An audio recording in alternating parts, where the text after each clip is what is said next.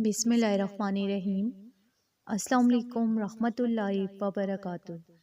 آسمان والے جنتی کہتے ہیں جو عورت سحری کے وقت یہ تسبیح پڑھتی ہے۔ رمضان میں سحری کے وقت جو عورت یہ تسبیح پڑھے گی وہ عورت دنیا میں ہی جنتی کہلائے گی انشاءاللہ۔ ناظرین، رمضان المبارک بہت ہی پیارا مہینہ ہے، برکت والا مہینہ ہے۔ اس کا ایک ایک لمحہ، ایک ایک پل، ایک ایک گھڑی اور ایک ایک دن اور ایک ایک رات بہت ہی زیادہ قیمتی ہے۔ حضرت جبرائیل علیہ السلام نے دعا کی کہ ہلاک ہو جائے وہ شخص جس کو رمضان کا مہینہ ملے اور وہ اپنی بخشش نہ کروا سکے، تو جس پر حضرت محمد صلی اللہ علیہ وآلہ وسلم نے ارشاد فرمایا آمین۔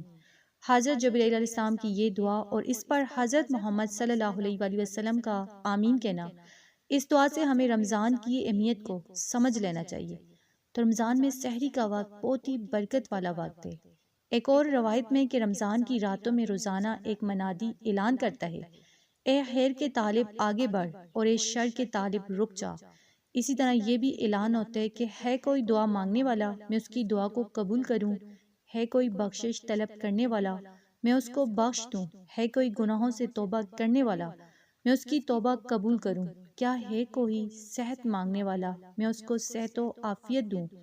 تو رب کریم سے دعا ہے کہ ہمیں اس ماہ مبارک میں ساری نعمتوں سے مالا مال کر دے۔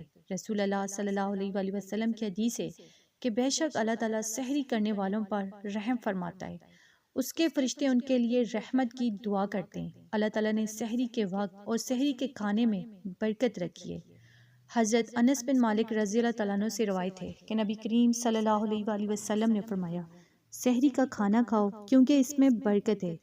حضرت سحر حامدی رضی اللہ تعالیٰ عنہ سے روایت ہے کہ نبی کریم صلی اللہ علیہ وآلہ وسلم نے دعا مانگی کہ اے اللہ میری امت کے صبح کے وقت اٹھنے میں برکت عطا فرما۔ تو ناظرین، سحری کا وقت جو ہے بہت ہی بابرکت وقت ہے، اللہ کی رحمتوں برکتوں والا وقت ہے۔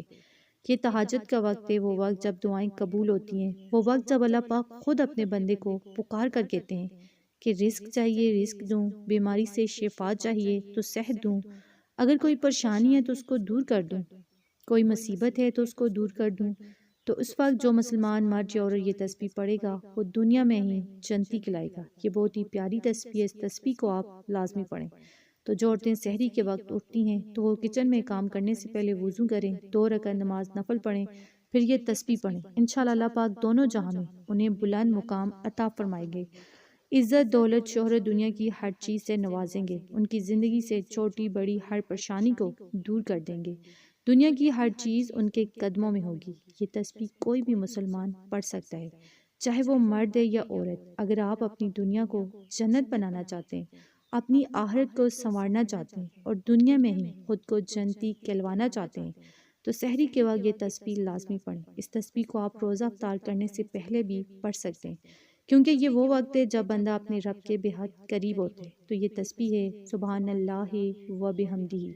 جو شخص یہ تسبیح پڑھتا ہے قیامت کے دن سب سے افضل عمل اس شخص کو ہوتا ہے۔ یہ نیکیوں کا پلڑا بھر دینے والی تسبیح ہے۔ یہ تسبیح وہ تسبیح ہے جب کوئی دنیا میں پڑھتا ہے تو وہ دنیا میں ہی جنتی کہلاتا ہے۔